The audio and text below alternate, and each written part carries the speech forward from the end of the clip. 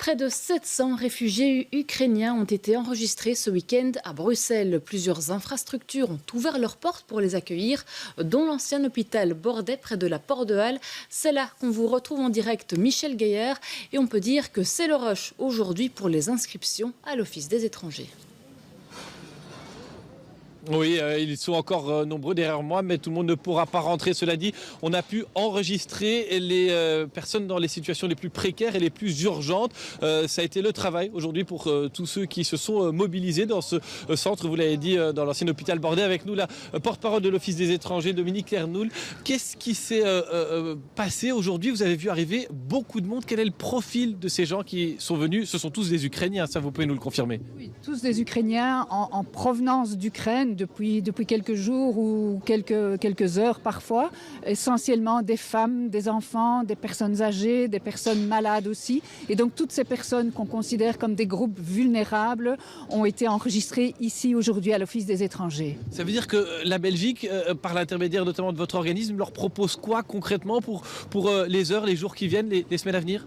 L'Union européenne a activé la directive de la protection temporaire. Ça veut dire que ces personnes en Belgique vont pouvoir recevoir une protection temporaire d'1 an.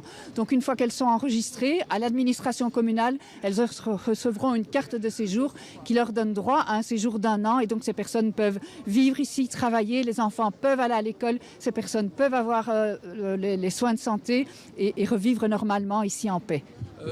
Ils ne vont pas tous loger, soit dans des infrastructures publiques, parfois il y a des réseaux. Est-ce qu'on a des choses à leur proposer? On a déjà pu trouver certaines solutions pour ceux qui sont dans des situations d'urgence? Oui, certains avaient déjà des points de chute ici parce que des connaissances, des amis, il y a une diaspora quand même assez importante ici en Belgique. Il y a une mobilisation citoyenne. Puis il y a aussi tout le réseau de faits d'asile qui dispatche alors les personnes sur toute la Belgique en fonction des profils des familles, du nombre des membres de la famille pour que chacun ait un logement. Tout le monde a un logement pour ce soir, oui. Alors, il y a des gens, des Bruxellois notamment, mais d'autres qui sont même venus d'en dehors de la région bruxelloise, qui se sont mobilisés, qui sont là. On a vu un couple distribuer des chocolats, il y a des gens qui proposent du logement. Est-ce que c'est vraiment ici qu'il faut venir? Qu'est-ce que vous recommandez? Qu'est-ce que vous demandez à ceux qui veulent simplement aider?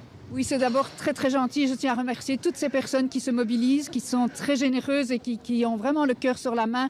C'est très impressionnant et ça soutient aussi les gens qui travaillent à l'Office des étrangers, mais ce n'est pas nécessaire. Vous devez absolument vous adresser au call center qui a été mis en place pour la crise ukrainienne. Et je rappelle le numéro, c'est le 02 488 88 88. Et là, toutes les réponses sont données à toutes les questions en matière d'aide. Merci Dominique Ernoul, je vous rends à votre travail puisque vous nous l'avez dit, ça va.